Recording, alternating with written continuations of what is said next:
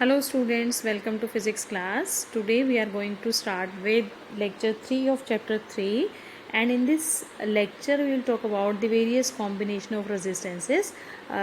This topic you had studied in class 10th also. So again we will recall the same topic. First one is resistance in series.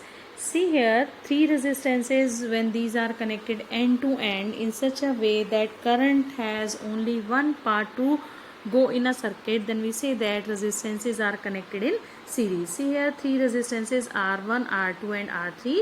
These are connected in series with a battery which is providing a voltage V. Then what do we observe? That current remains same through these three resistors, means I remains constant, and potential divide itself in series circuit. So V is equal to V1 plus V2 plus V3, and using these two concepts we evaluate RS is equal to R1 plus R2 plus R3, and it is obvious that RS is more than R1, R2 as well as R3. It means जब भी हम resistances को series में connect करेंगे तो series resistance, the effective resistance of series circuit will increase. Clear? ये आप 10th class में भी पढ़ चुके हैं. That is why I had not taken their derivations in detail.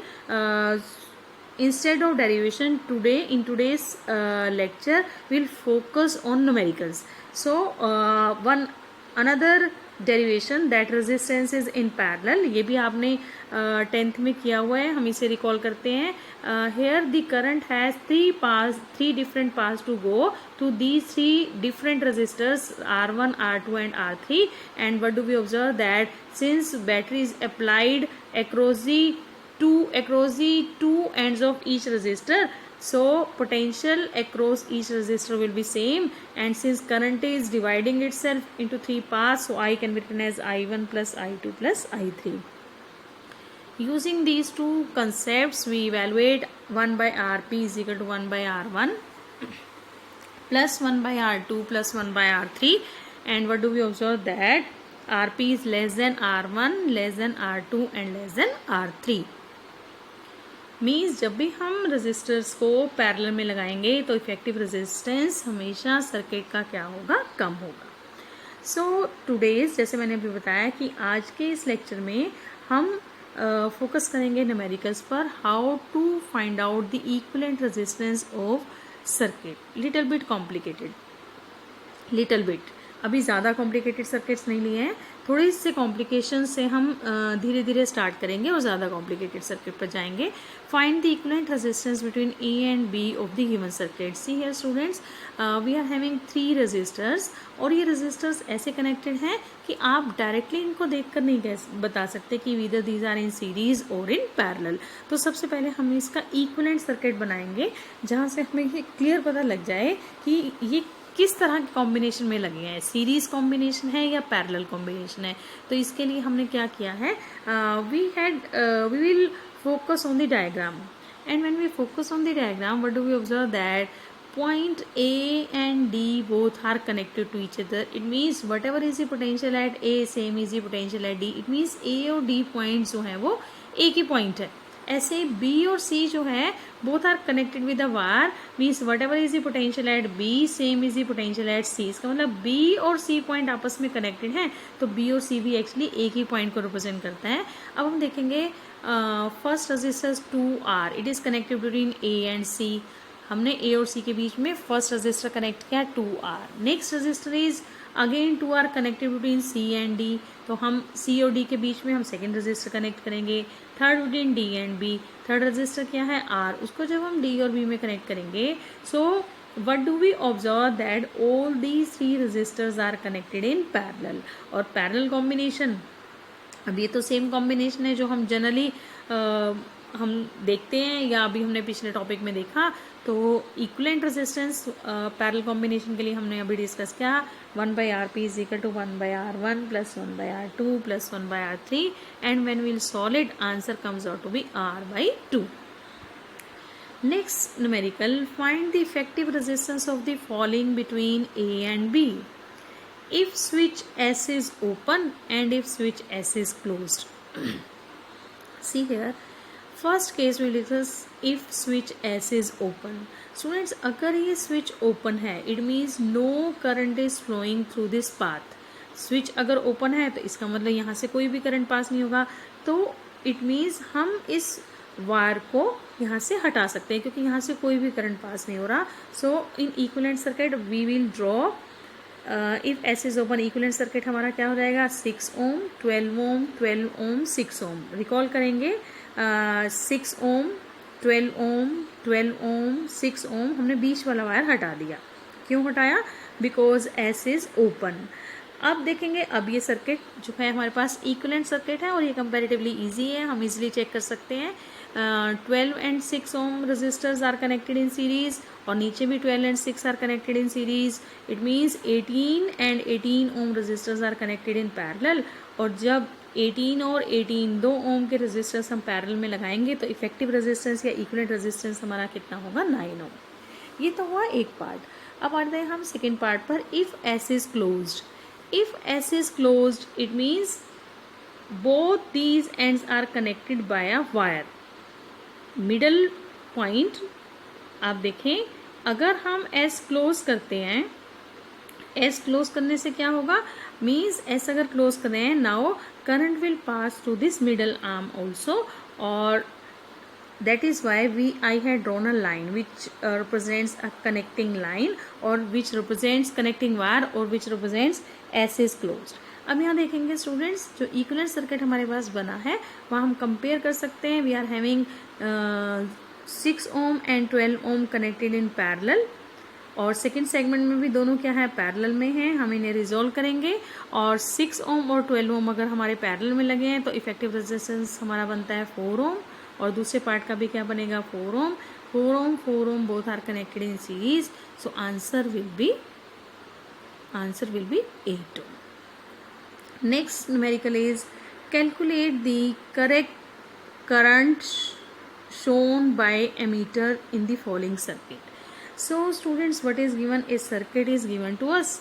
Circuit हमारा कॉम्प्लिकेटेड सर्किट है, मीन्स ऐसा सर्किट है जिसको आप इजीली देखकर आइडेंटिफाई नहीं कर सकते कि ये सीरीज है या पैरेलल है, तो हमें इसे पहले इक्विवेलेंट सर्किट में कन्वर्ट करना पड़ेगा। सिंपल सर्किट में हमें इसे क्या करना पड़ेगा, कन्वर्ट करना पड़ेगा। And these resistors, network of resistors is connected with a battery. Obvious battery will constitute a current through this circuit, or it will send the current in a circuit, and this current is measured with the help of ammeter. And what is given in the statement that how much current will pass through this ammeter. Students, we know that using Ohm's law, V is equal to IR. How much current is flowing, that is given by V by R. V हमें पता है पूरे circuit के लिए कितना है 10 volt. अगर हमें पूरे सर्किट का रेजिस्टेंस पता लग जाए then we use the formula V by R is equal to I। अब इस पूरे सर्किट का रेजिस्टेंस फाइंड आउट करने के लिए what we will do, we will convert it into equivalent circuit. हम इसका इक्विवेलेंट सर्किट बनाएंगे। सी हियर 5 ओम, ऊपर वाला रजिस्टर हम ऐसा बनाएंगे। These 10 ohm and 10 ohm, these two resistors are connected, इनके दोनों पॉइंट्स आपस में कनेक्टेड हैं, दोनों एजेस, दोनों साइड्स इनके आपस में कनेक्टेड हैं। It means both are connected in parallel. इसी तरह से जो 10 ओम राइट साइड में है उनके दोनों एंड्स भी क्या हो रहे हैं, मिल रहे हैं। इसका मतलब वो दोनों भी कैसे हैं, पैरेलल में हैं। तो मैंने इनको सीधा बनाकर सिंप्लीफाई करके जो है सर्किट बनाया है। 10 ओम पैरेलल, 10 ओम पैरेलल, और लास्ट में सबसे नीचे वाली आर्म में फिर कितना है 5 ओम। तो स्टूडेंट्स, अब ये जो हमारे पास सर्किट है ये कंपैरेटिवली बहुत इजी सर्किट ड्रॉ हो गया है। तो हम देखेंगे 5 ओम, 10 और 10 जो पैरेलल में है वो हमें क्या देंगे 10 and 10। when 2 10 are connected in parallel, what we'll get 5 ओम। और फिर इसके साथ ही जब दूसरा 10 ओम सॉल्व करेंगे वो भी क्या होगा 5 and 5 both are connected in series, answer will be 10। तो ऊपर वाले आर्म में 5 ओम, मिडल आर्म में 10 ओम और सबसे नीचे वाली आर्म में क्या हो गया 5 ohm. Now we can easily find out equivalent resistance of the circuit. और जब इन तीनों रेजिस्टर्स का हम इक्विवेलेंट रेजिस्टेंस निकालते हैं, it comes out to be 2 ohm. अब हमें बताना क्या था, करंट थ्रू एमीटर। करंट मैंने आपको बताया था क्या होता है V upon R। V is given 10, R equivalent we had find out 2, so answer will be 10/2 that is equal to 5 ampere. Clear. तो सबसे पहले आपको क्या करना है, जब भी आपके पास नेटवर्क ऑफ रजिस्टर्स गिवन है तो आप कोशिश करेंगे उसे सिंपल सर्किट में ड्रॉ करने की, और अगर आप ये कोशिश कर पाएंगे तो आपके लिए कैलकुलेशंस बहुत इजी हो जाएंगी। Find the equivalent register of the circuit between A and B. Again another concept, यहाँ पर एक डिफरेंट कंसेप्ट हम स्टडी करेंगे। See here we have to find out the equivalent resistance between A and B. A और B में हमें equivalent resistance बताना है। तो इसके लिए बच्चे पहले हम लूप स्टडी करते हैं, ए सी बी डी ए, ये हमारे पास एक लूप है। मैं दोबारा रिकॉल कर रही हूँ, A C B D A. This loop is called Wheatstone bridge. This arrangement of resistors as shown by this loop represents Wheatstone bridge. Wheatstone bridge मैंने यहाँ पर दिखाया है with the help of 4 resistors P, Q, R, S. ऐसा ही loop जो है हमारे पास बना हुआ है in A, C, B, D, A. अब this Wheatstone bridge is said to be balanced. This Wheatstone bridge is said to be balanced if P by Q is equal to R by S. And if P by Q is equal to R by S, it is said to be balanced. और balanced condition पे what do we observe that the whatever is the voltage at A same is the voltage at B. दोनों points पर potential difference क्या होता है, same. So we say that no current flows through the resistor जो A और B point के बीच में connected है। तो अगर हम इस व्हीटस्टोन ब्रिज से हम अपने लूप को कंपेयर करें ए सी बी डी ए, तो यहाँ पर भी सभी रजिस्टर सेम हैं। We can say that R by R is equal to R by R on both sides, so it is same as P by Q is equal to R by S. It means this Wheatstone bridge is said to be balanced. Balanced है तो potential at C is same as potential at D, दोनों पर potential क्या होगा, same होगा। और अगर potential same होगा तो इस ब्रांच से, सी डी ब्रांच से कोई भी करंट फ्लो नहीं करेगा। It means this resistance will become ineffective. ये रेजिस्टेंस क्या हो गया, इनइफेक्टिव हो गया। इट मीन्स हम इस रेजिस्टेंस को कनेक्ट नहीं करेंगे, हटा लेंगे। तो बाकी जो हमारे पास सर्किट बनेगा उसमें आप क्या देखते हैं, आर एंड आर सबसे ऊपर वाली आर्म में, मीन्स ए टू सी में जो आर है और दूसरा सी टू बी में आर है, 2R, these 2R are connected in series, तो ये क्या हो गए 2R। फिर ए डी और डी बी दोनों में क्या है, आर इन सीरीज 2R, और सबसे नीचे हमारे पास क्या है, आर। तो ए बी के अक्रॉस हमारे पास 3 रजिस्टर्स हैं, सबसे बॉटम में आर, फिर उसके बाद 2R, और फिर उसके बाद फिर क्या है ऊपर 2R। So we get the parallel arrangement of 3 resistors having value 2R, 2R and R, and if we find out R equivalent, it comes out to be 0.5 R. Next one and the last one is find equivalent resistance between P and Q.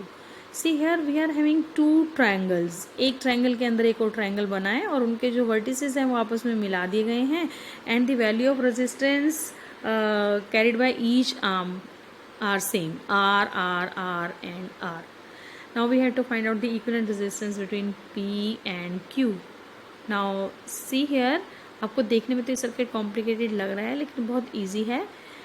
If you focus on the sides of triangles, these 2 sides of triangles, कोई भी 2 sides ले लें, suppose we are talking about A B side लेते हैं, तो ए B side और अंदर वाली ट्रायंगल में जो रेजिस्टेंस लगा है, ए बी के बीच में जो रेजिस्टेंस लगा है और अंदर वाली ट्रायंगल के बीच में जो रेजिस्टेंस लगा है, both are parallel to each other. So 2 resistances along each side of triangle are parallel. ऐसे ही ए सी के बीच में आर ज्वाइन किया हुआ है और इसके नीचे जो अंदर वाला ट्रायंगल है उसमें भी क्या है, आर ज्वाइंट है, दोनों आर कैसे हैं, पैरेलल में। ऐसे ही बी सी साइड के लिए भी आप देख सकते हैं कि आर और इसके पैरेलल में आर है फ्रॉम अ शॉर्ट ट्रायंगल, छोटी ट्रायंगल, स्मॉल ट्रायंगल से। तो we will solve these 3 resistances, we will evaluate these 3 resistances. जैसे आप ए बी आर्म के बीच में देखेंगे 2R are parallel to each other, तो हमारा वैल्यू कितना हो गया, R/2। फिर हमारे पास ए सी के बीच में कितना वैल्यू हो गया R/2 और बी सी के बीच में भी कितना वैल्यू हो गया R/2। वट हमारा प्रॉब्लम क्या था? प्रॉब्लम था we have to evaluate the effective resistance between P and Q। तो PQ means we have to evaluate the resistance between B and C, and it is clear कि B और C में अगर हमें निकालना है तो हम रेजिस्टेंस कैसे निकालेंगे? R/2 R/2 are in series, तो इफेक्टिव रेजिस्टेंस क्या हो गया? R or R/2 are parallel to each other, and if we solve it, answer comes out to be R/3. R/3, R plus R equivalent will be R/3. So I hope you understood these numericals. Students, go through the such type of numericals yourself also. In next lecture, we'll talk about the effect of temperature on resistance as well as resistivity. This is all about for today's lecture. Have a nice day.